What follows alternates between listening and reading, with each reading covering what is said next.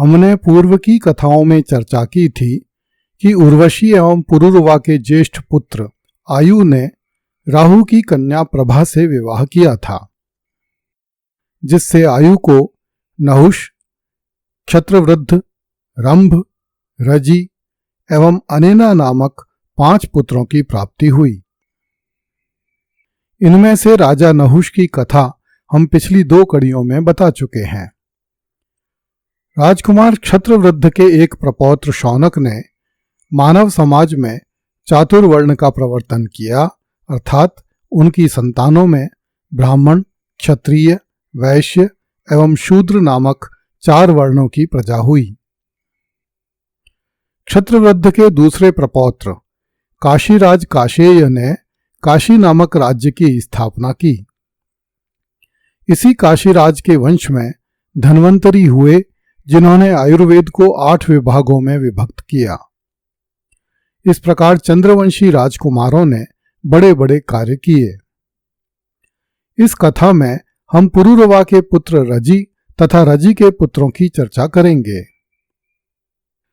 मत्स्य पुराण, विष्णु पुराण एवं हरिवंश पुराण सहित अनेक पुराणों में आई एक कथा के अनुसार पुरुरवा के पुत्र राजा रजि के 500 बलशाली पुत्र हुए, जो राजेय के नाम से विख्यात हुए। रजि ने भगवान श्री हरि विष्णु नारायण की आराधना की। राजा रजि के द्वारा की गई तपस्या से प्रसन्न होकर भगवान श्री हरि विष्णु ने राजा रजि को अनेक वर दिए, जिससे राजा रजि त्रिलोक विजयी हो गए। एक बार दैत्यराज प्रहलाद एवं देवराज इंद्र के बीच महासंग्राम छिड़ गया, जो 300 वर्षों तक चलता रहा, परंतु कोई भी पक्ष विजयी नहीं हो पाया। तब देवताओं एवं दानवों ने प्रजापति ब्रह्मा के पास जाकर उनसे पूछा कि इस युद्ध में कौन सा पक्ष विजयी होगा। इस पर ब्रह्मा जी ने कहा, जिस पक्ष में राजा रजि शस्त्र धारण करके युद्ध करेंगे वही पक्ष विजयी होगा। तब दैत्यों ने रजि के पास जाकर उनसे सहायता मांगी। राजा रजि दैत्यराज राहु के दौहित्र थे, इसलिए दैत्यों का भी राजा रजि पर पूर्ण अधिकार था। किंतु रजि ने कहा कि यदि देवताओं के परास्त हो जाने के बाद मैं दैत्यों द्वारा शासित स्वर्ग का इंद्र हो सकूं, तो मैं आपके पक्ष में लड़ सकता हूं। यह सुनकर दैत्यों ने कहा कि हम लोग एक बात कहकर उसके विरुद्ध दूसरी तरह का आचरण नहीं करते। हमारे इंद्र तो दैत्यराज प्रहलाद हैं और उन्हीं के लिए यह संपूर्ण उद्योग हो रहा है। ऐसा कहकर दैत्य तो चले गए, किंतु देवताओं ने आकर राजा रजि से उसी प्रकार प्रार्थना की तथा अपने पक्ष में लड़ने का आग्रह किया। स्वर्ग की अप्सरा उर्वशी का पौत्र होने से देवताओं का भी राजा रजि पर पूर्ण अधिकार था, किंतु राजा रजि ने देवताओं के समक्ष भी वही शर्त रखी जो उन्होंने दैत्यों के समक्ष रखी थी। देवताओं ने राजा रजि की शर्त मान ली तथा युद्ध में विजय मिलने के बाद रजि को स्वर्ग का नया इंद्र बनाना स्वीकार कर लिया। अतः राजा रजि ने देवसेना की सहायता की। राजा रजि महान योद्धा थे और उनके पास अनेक महान अस्त्र शस्त्र थे, जिनकी सहायता से राजा रजि ने दैत्यों की संपूर्ण सेना नष्ट कर दी।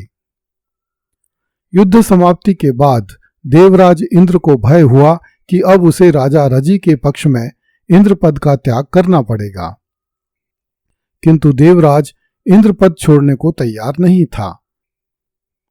इसलिए इंद्र ने एक उपाय सोचा और राजा रजि के दोनों चरणों को अपने मस्तक पर रखकर कहने लगा, दैत्यों के भय से हमारी रक्षा करने और हमें अन्न दान देने के कारण आप हमारे पिता हैं।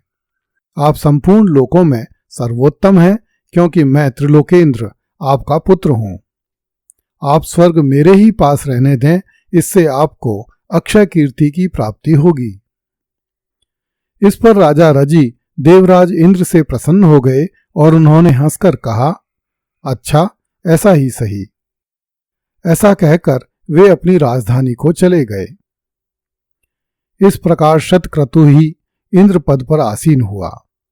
पीछे राजा रजि के स्वर्गवासी होने पर देवर्षि नारद की प्रेरणा से रजि के पुत्रों ने अपने पिता के पुत्र भाव को प्राप्त हुए शतक्रतु से अपने पिता का राज्य मांगा, किंतु इंद्र ने रजि के पुत्रों को राज्य देने से मना कर दिया।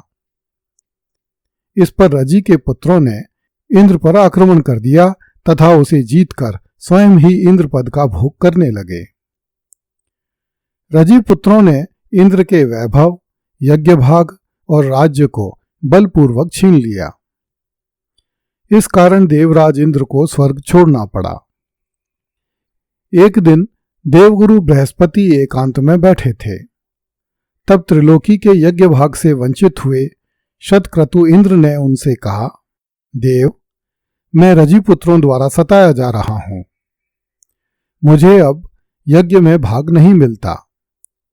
क्या आप मेरी तृप्ति के लिए एक बेर के बराबर भी पुरोडाश खंड मुझे दे सकते हैं? आप मेरी राज्य प्राप्ति के लिए कोई उपाय कीजिए। शतक्रतु के ऐसा कहने पर देवगुरु बृहस्पति ने कहा, यदि ऐसा है तो पहले ही तुमने मुझसे क्यों नहीं कहा? तुम्हारे लिए भला मैं क्या नहीं कर सकता। अब थोड़े ही दिनों में मैं रजि के उद्दंड पुत्रों को स्वर्ग से निकालकर तुम्हें तुम्हारे पद पर फिर से आसीन कर दूंगा। ऐसा कहकर देवगुरु बृहस्पति रजि पुत्रों की बुद्धि को मोहित करने के लिए अभिचार और इंद्र की तेजोवृद्धि करने के लिए हवन करने लगे। बुद्धि को मोहित करने वाले उस अभिचार कर्म से अभिभूत हो जाने के कारण रजि पुत्र ब्राह्मण विरोधी, धर्मत्यागी और वेद विमुख हो गए। इस कारण कुछ ही समय में उनका बल घट गया। तब इंद्र ने रजि पुत्रों को मार डाला और पुरोहित के द्वारा तेजोवृद्ध होकर पुनः स्वर्ग पर अपना अधिकार जमा लिया। हरिवंश पुराण के अनुसार देवगुरु बृहस्पति ने रजि के पुत्रों में मोह उत्पन्न करने के लिए एक ऐसे शास्त्र का निर्माण किया जो नास्तिकवाद से परिपूर्ण तथा धर्म के प्रति अत्यंत द्वेष उत्पन्न करने वाला था। केवल तर्क के आधार पर अपने सिद्धांत का प्रतिपादन करने वाला यह ग्रंथ नास्तिक शास्त्रों में उत्तम माना गया है। बृहस्पति का वह नास्तिक दर्शन दुष्ट पुरुषों के मन को अधिक भाता है। बृहस्पति उस शास्त्र को लेकर रजि पुत्रों के पास गए। रजि पुत्रों ने वह शास्त्र सुना तो वे धर्म से विमुख हो गए तथा वेदों से वैर रखने लगे। इस पर देवराज बृहस्पति ने रजि पुत्रों को ऋग्वेद, यजुर्वेद एवं सामवेद से वंचित कर दिया।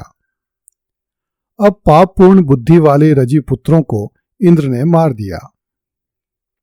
उर्वशी एवं पुरुरवा के ज्येष्ठ पुत्र महाराज आयु का दूसरा पुत्र रंभ संतानहीन रहा।